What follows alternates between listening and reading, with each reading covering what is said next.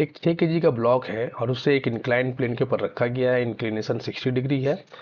Block और surface के बीच में कोफिशिएंट ऑफ स्टैटिक फ्रिक्शन 0.6 है, काइनेटिक फ्रिक्शन 0.4 है।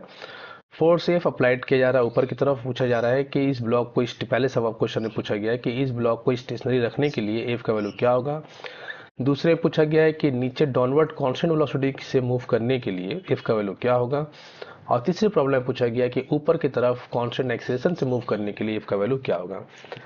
तो सबसे पहले हम लोग एफ बी डी के कॉन्सेप्ट से ये देख लेते हैं कि यहाँ पर कौन कौन सा फोर्स एक्ट कर रहा है। तो एक एक्ट कर रहा है एम जी कॉस 60। तो m g cos 60, m g का वैल्यू तो हो जाएगा 60, कॉस 60 हाफ, तो ये हो जाएगा 30 न्यूटन। और इस यहाँ पे एक नॉर्मल रिएक्शन फोर्स एक्ट करेगा जो दोनों एक दूसरे को बैलेंस कर लेगा। नीचे की तरफ एक्ट करेगा m g sine 60। M g sine 60, m g का वैल्यू तो 60 हो गया, साइन 60 √3/2, तो इसे कैंसिल कर लेते हो गया 30। 30 √3 लगभग होता है 51.96, इसे हम लोग नियर अबाउट बोल लेते हैं 52 न्यूटन। ओके, अब हम लोग निकालते हैं स्टैटिक फ्रिक्शन। स्टैटिक फ्रिक्शन का मैक्सिमम वैल्यू क्या होता है, mu s N. Mu s का वैल्यू 0.6 और एन का वैल्यू 30 है, तो ये हो जाएगा 18 न्यूटन। इस तरीके से काइनेटिक फ्रिक्शन होता है म्यू के एन, और म्यू का वैल्यू 0.4 और एन का वैल्यू 30, तो ये हो जाएगा 12 न्यूटन। चलो अब देखते हैं कि पहले सवाल में थे कि ब्लॉक को स्टेशनरी रखना है, तो ये रुका हुआ रहना चाहिए ब्लॉक। लेकिन एम जी साइन 60 तो एक्ट कर रहा है, तो जब ये नीचे की तरफ खींचने की कोशिश करेगा, लेकिन ब्लॉक मूव नहीं करेगा, तो जब ये नीचे की तरफ खींचने की कोशिश करेगा तो इस डायरेक्शन में एक फ्रिक्शन फोर्स लगेगा जो स्टैटिक फ्रिक्शन होगा।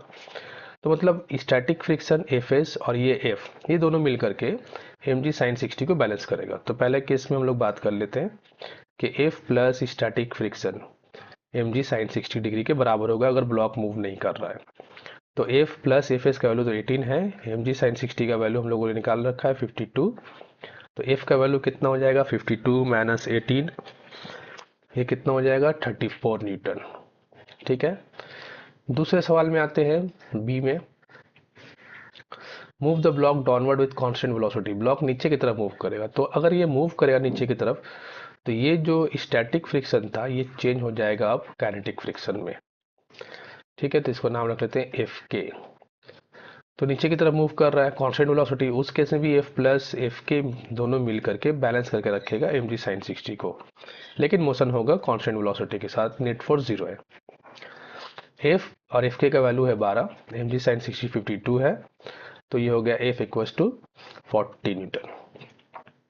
तीसरे केस में सी में बोला गया है कि वो ऊपर की तरफ मूव करेगा कांस्टेंट एक्सीलरेशन के साथ। इस केस में फिर मोशन हो रहा है ऊपर की तरफ, तो ऑब्वियसली काइनेटिक फ्रिक्शन अपना डायरेक्शन बदल लेगा। काइनेटिक फ्रिक्शन डायरेक्शन कहाँ हो जाएगा, नीचे की तरफ, क्योंकि मोशन ऊपर की तरफ हो रहा है। तो काइनेटिक फ्रिक्शन कहाँ एक्ट करेगा, इस डायरेक्शन में, एफ के। और एम जी साइन 60 तो नीचे की तरफ है। तो अब अगर कांस्टेंट एक्सीलरेशन से ऊपर जा रहा है तो इसका मतलब एफ फोर्स का वैल्यू बहुत ज़्यादा होगा एम जी साइन 60 और एफ के सम से। तो हम बोल सकते हैं सी में कि F minus m g sine 60 degree plus F के, ये दोनों को माइनस करने से जो बचा वो एक्सेलरेशन प्रोड्यूस हो रहा है, जो फोर्स बचा तो mass into acceleration. F minus m g sine 60 का तो वैल्यू 52 है और एफ के का वैल्यू 12 है, और एम ए का वैल्यू जो आएगा 6 इंटू 4 24।